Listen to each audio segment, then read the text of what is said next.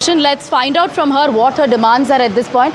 राजश्री यार वापस Amboli police station आए, आप संजय निरुपम के साथ आए, आपके क्या डिमांड्स हैं? अरुण आजा जल्दी आजा। मैं संजय निरुपम सर मेरे साथ आए, वो मेरे लिए खड़े हुए, उनका बहुत बहुत धन्यवाद। मैंने सोचा भी नहीं था कि सर मेरे लिए खड़े होंगे। आज उन्हीं के वजह से कहीं ना कहीं मुझे न्याय मिल जाएगा, मुझे ये पूरा यकीन हो चुका है। दूसरी बात, आज अपने पुलिस स्टेशन में यही बात रखी है कि इसमें उस लड़के को नोटिस पे कैसे छोड़ा गया। क्या आज महिलाओं के लिए कोई अधिकार नहीं है, कोई कानून नहीं बने हुए हैं? रोड पे खुलेआम एक लड़की को इस तरीके से बदनाम करना, गाली देना, धमकियां देना, इतना सब कुछ होने के बावजूद केवल एक नोटिस पे छोड़ दिया। एफआईआर रजिस्टर हुआ है, लेकिन as you said lenient sections है। आपके अभी पुलिस से क्या अश्योरेंस मिली है जब आप वापस इधर आई आज निरुपम सर के साथ? पुलिस हमें बिल्कुल कोऑपरेट कर रही है। उनका कहना यही है कि उन्होंने अभी तक पूरी आधी से ज़्यादा जानकारी निकाली है कि वो कहाँ से निकला था, वो कैसे आया, फिर वो किस रास्ते से जा रहा था, क्या मुझे टारगेट किया गया है। अब धीरे धीरे पता चलेगा और आगे की कार्रवाई उसी तरीके से होगी। You are a Marathi person yourself, but you stood for non-Marathis. That's what happened a few days back. उसके लिए आपको थ्रेट मिले, फिर आपको अब्यूज़ की गई, तो आपकी क्या मैसेज है टू द स्टेट गवर्नमेंट? देखिए, मैं महाराष्ट्रियन गर्ल हूँ, राइट? तो कुछ लोगों का ये कहना है, कुछ मराठियों का ये कहना है कि मैं ये जानबूझ के कर रही हूँ, ये मेरा पब्लिसिटी स्टंट है।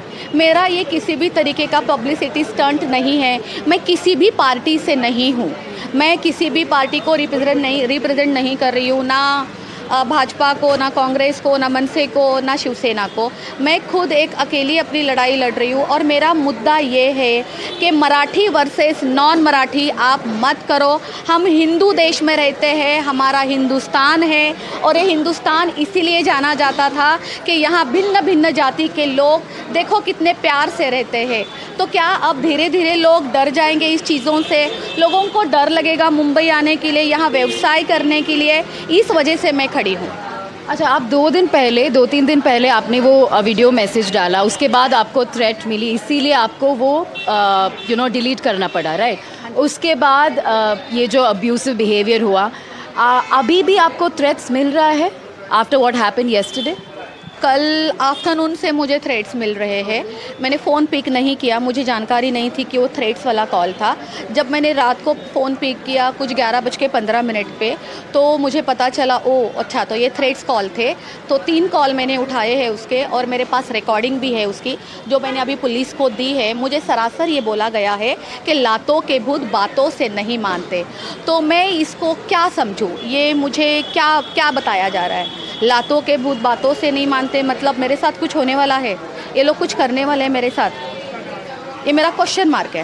जी, तो आपको अभी भी थ्रेट्स मिल रहा है। सो ये जो Marathi versus non Marathi fight जो चल रही है पॉलिटिकली एंड अदरवाइज ऑल्सो, आपकी अभी क्या स्टैंड है? Does your stand remain the same? Are you still for non Marathis as well as much as you are for Marathis, और are you scared to take a stand at this point? मैं बिल्कुल नहीं डरती। जो इंसान, लड़की हो या आदमी हो, वॉटेवर, जो इंसान अपने पैरों पे खड़ा है और मेहनत करता है ना, वो किसी से नहीं डरता। और मेरी लड़ाई गलत भी तो नहीं है ना। क्यों मराठी वर्सेस नॉन मराठी होना चाहिए? किस लिए? अरे भाई भाई बन के हम यहाँ पे रहते हैं। हम ईद सेलिब्रेट करते हैं, हम क्रिसमस सेलिब्रेट करते हैं, हम पंजाबी सारे फेस्टिवल सेलिब्रेट करते हैं, तो हम गुड़ी पाड़वा भी सेलिब्रेट करते हैं, राइट? हम दिवाली सेलिब्रेट करते हैं। तो यहाँ पे इतना भेदभाव क्यों हो रहा है अचानक से? हमेशा हमारे धर्म पे और हमारे भाषा पे मुद्दा क्यों उठाया जाता है? मैं खड़ी रहूँगी, मैं बिल्कुल नहीं डरूँगी।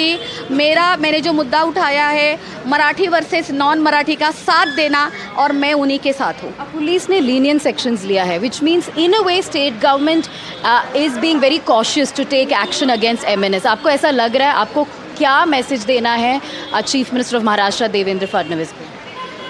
आपने बहुत अच्छा सवाल किया है। मैं चीफ मिनिस्टर फडणवीस सर को कहना चाहती हूँ, सर आपका मैंने एक बयान सुना था कि यहाँ पे हम मराठी भाषा को बहुत इज्जत देते हैं, उसका सम्मान करते हैं, लेकिन हिंदी भाषा भी उतनी ही लागू होगी। हिंदी भाषा का भी हम सम्मान करेंगे। और मुझे वो आपका स्टेटमेंट बहुत ही अच्छा लगा। मुझे आपके वजह से सर प्रेरणा मिली बाहर निकलने की कि जी ये मराठी वर्सेस नॉन मराठी जो हो रहा है वो गलत है। हिंदी भाषा का भी उतना ही सम्मान होना चाहिए। और प्लीज़ सर, फडणवीस सर, आप आगे आके न्यायालय से, कोर्ट से आप अपील करिए कि ये मराठी भाषा और हिंदी भाषा को लेके जो झगड़े चल रहे हैं आप ये सब ख़त्म करिए। ये मेरी विनती है आपसे। Last question, ma'am. Raj Thakre's men are not backing out. They continue to say that they are standing for Marathi pride, and if it's required, they will beat people up. उसके बारे में क्या कहेंगे और राज ठाकरे जी को क्या मैसेज आप अभी देंगे?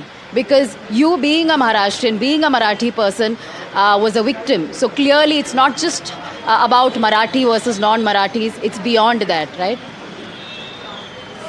सर को मैं माननीय राज ठाकरे साहब को मैं कौन होती हूँ उनको समझाने वाली। सबसे बड़ी बात तो वो ऑलरेडी बहुत समझदार है। मैं उनसे विनती कर सकती हूँ सर, हमारा जो मुंबई है, हमारे मुंबई के हम आपको फादर फिगर के हिसाब से देखते हैं और हम यही चाहते हैं कि हमारे जो फादर फिगर है वो हमारे साथ रहे, वो उनका हाथ हमेशा हमारे सर पे रहे। और ये जो सब कुछ हो रहा है सर आपके हाथ में है। आप एक आवाज़ उठाएंगे ना सर, ये सब कुछ बंद होगा। तो मेरी विनती है आपसे सर कि ये मराठी वर्सेस नॉन मराठी हो रहा है, इसको आप बोल दीजिए कि ये बंद करें। फिर आपके तरीके से आप धीरे धीरे मराठी लोगों को सिखाइए। बिल्कुल लोगों को मराठी सीखनी चाहिए, पर किसी को मार के मराठी कोई नहीं सीख पाएगा। मार के हम कभी कोई काम नहीं कर सकते हैं, बट हाँ हम प्यार से जो चीज़ करवा सकते हैं कभी गुंडागर्दी से नहीं करवा सकते। आपको लगता है जिन्होंने भी गुंडागर्दी किया, MNS वर्कर्स जिन्होंने आपके साथ भी गुंडागर्दी किया, उन सब का अरेस्ट होना चाहिए? अरेस्ट तो बिल्कुल होना चाहिए, बिल्कुल। जिन जिन लोगों के साथ भी हुआ है, मेरा भाईंदर रोड पे जहाँ पर हुआ है और भी बहुत जगह पे हो रहा है, जो मेरे साथ भी हुआ है, अरेस्ट होना चाहिए। अरेस्ट इसलिए होना चाहिए ताकि ये ना मुझे लगता है कि इन लोगों को ना डर नाम की चीज़ नहीं है। ये लोग तो भगवान से भी नहीं डरते हैं। अगर आपको भगवान का भी डर नहीं है ना, तो आपको कम से कम कानून का तो डर हो। इस वजह से इनको अरेस्ट करना ज़रूरी है। आपको क्यों लगता है इनको कानून का डर क्यों नहीं है? पॉलिटिकल सपोर्ट है, पेट्रोनेज है, क्या है? नहीं पता, मैं समझ ही नहीं पा रही हूँ। मुझे कानून का डर है, मुझे समाज का डर है, मुझे भगवान का डर है, क्योंकि एक जब आम इंसान होता है उसको हर चीज़ का डर होता है। बट हाँ, मुझे सच बोलने में डर नहीं लगता।